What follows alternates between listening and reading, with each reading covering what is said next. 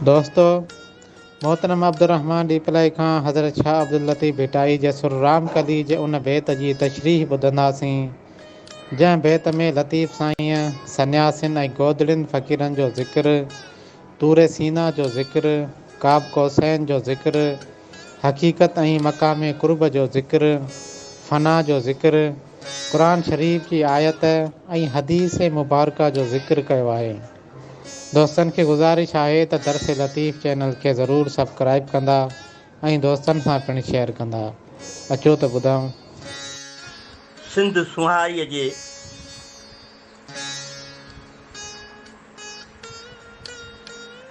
सजणनि, आलमी अमन जे भाईचारे जे दाई, दुनिया जे सभिनी इंसाननि खे मूं फ़क़ीर जो सलाम क़बूल पए। अस्सलाम वालेकुम। दोस्तो, अॼु मां सुर राम कलीअ जो बैत लतीफ़ साईं जो खणी हाज़िर आहियां।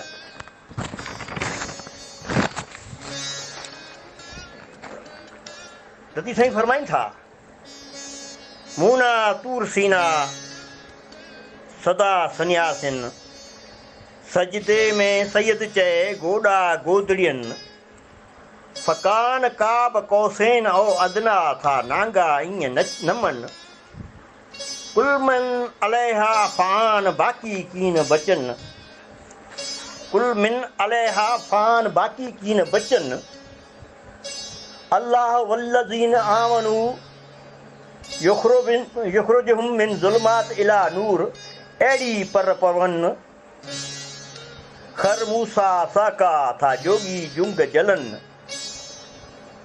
मा ज़ाग़ुल बसर व मा तग़ा, अहिड़ी रोश रवन मुशाहिदो महबूब जो उते आदेसिन, बेयुब्सरो बेयनफ़ो बेयुब्सरो बेयस्मो बेविसाल वहन, बेयमशी बेयुंतिक था अहिड़ी चाल चलन, सैयद चए संधियन कल पुछींदो कहिड़ी।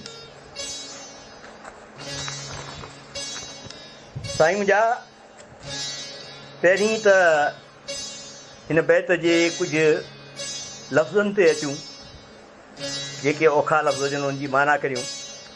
हाणे तूर सीना मिस्र जे इलाइक़े जो उहो मशहूरु जबल जिते अलाह ताला हज़रत मूसा अलैहिस्सलाम खे पंहिंजी तजली ॾेखारी हुई नूर जी, जंहिंजे असुर खां हज़रत मूसा बेहोश थी विया ऐं कोहे तूर जली सुरमे जहिड़ो कारो थी वियो। लफ़्ज़ चए थो मूना, मूना जी माना गोॾा, ऐं उहे गोॾा जॾहिं सालिक उभा करे वेहनि त लतीफ़ साईं चवनि था उहे ॼण त तूर सीना जबल वांगुरु आहिनि। सन्यासी माना हिंदू मत में दुनिया जे रंगीनियुनि ऐं बुराइयुनि खे तर्क करे जोग पचाइण वारनि माण्हुनि खे सन्यासी चयो वेंदो आहे। गोदड़िया उहे फ़क़ीर सन्यासी जेको जुबो पाईंदा आहिनि, जंहिंमें रंग रंग जूं चतियूं लॻल हूंदियूं आहिनि, रंगीन, उनखे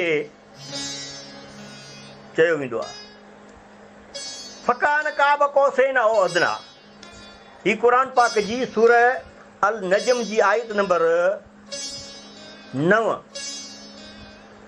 जो तर्जुमो, जंहिंजो तर्जुमो 9 आहे, उनजो इहा आयत आहे। ऐं कुल मिन अलैहा फ़ान, हीअ क़ुरान करीम जी सूरत अर-रहमान जी आयत 26 आहे। अल्लाह वल्लज़ीन आमनू युख़्रिजुहुम मिन ज़ुल्मात इला नूर,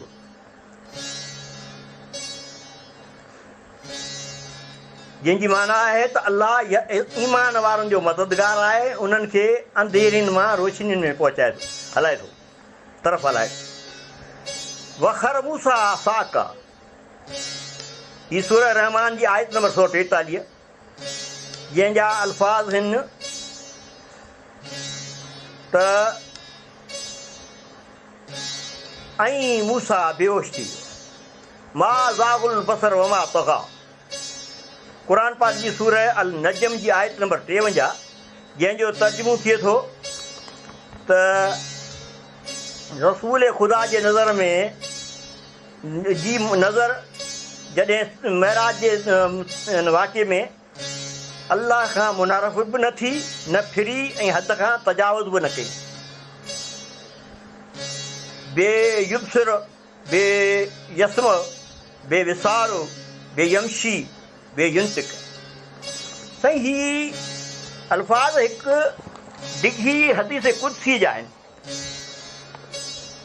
ऐं जॾहिं हदीस जी जेको मुकमल तर्जुमो इहो थींदो त मुंहिंजो बानू नफ़ली इबादतुनि ज़रिए मूं अल्लाह सां एतिरो वेझो थी थो वञे जो आऊं हिन जूं अखियूं, कन ऐं ज़बान ऐं टंगूं थी थो पवां, यानी हू मजाज़ मां हक़ीक़त खे पहुची थो वञे ऐं पोइ हू हक़ीक़ी अखियुनि सां ॾिसे थो, ॿुधे थो ऐं ॻाल्हाए थो। ॿिनि लफ़्ज़नि में हिन बैत में आरिफुल्लाह कराम जे रब पाक जे मुशाहिदे ऐं मक़ाम कुर्ब खे बयानु कयो वियो आहे। सजणो, लतीफ़ साईं फरमाइनि था त हिननि सन्यासियुनि, आरफनि, तारकुल दुनिया इंसाननि जा उभा ॻोड़ा ॼण त तूर सीना जबल वांगुरु आहिनि ऐं उहो जबल मिस्र जे इलाइक़े जो मशहूरु जबल आहे जिते अलाह ताला हज़रत मूसा जिन खे संदसि गुज़ारिश ते तजली ॾेखारी पंहिंजी, जंहिंजे असर सबबु हज़रत मूसा उन तजली ताब न लाहींदे बेहोश थी विया ऐं उहो जबल जेको कोहे तूर हो सो जल्दी सड़ी कारो सुरमे जहिड़ो थी वियो।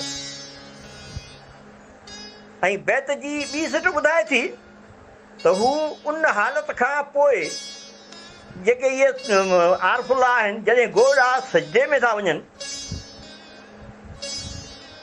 जॾहिं उभा करे जॾहिं वेड़ीनि था त सजदे में हलिया था वञनि। हिते रसूल ख़ुदा जिन जे महराज वारे वाक़े जी उपटार नज़र थी अचे। क़ुर करीम जी आयत जा अल्फाज़ ॾिनल आहिनि, पाण सगोरा अलाह ताला जे अदली हक़ीक़त जे एतिरा कुर्बत में हुआ जो क़ुरानी अल्फाज़नि मूजिबि उहो फ़ासिलो बगज़ या उन खां बि कुझु घटि रहिजी वियो ऐं ही दरवेश बि अलाह ताला खे ॼण एतिरो ई वेझो आहे पहुची था वञनि, कंध था नमाइनि ऐं पंहिंजो पाण खे फना करे था छॾीनि। ॿिनि लफ़्ज़नि में मरण खां अॻे ई मरी था वञनि, बाक़ी कुझु बचे ई कोन थो।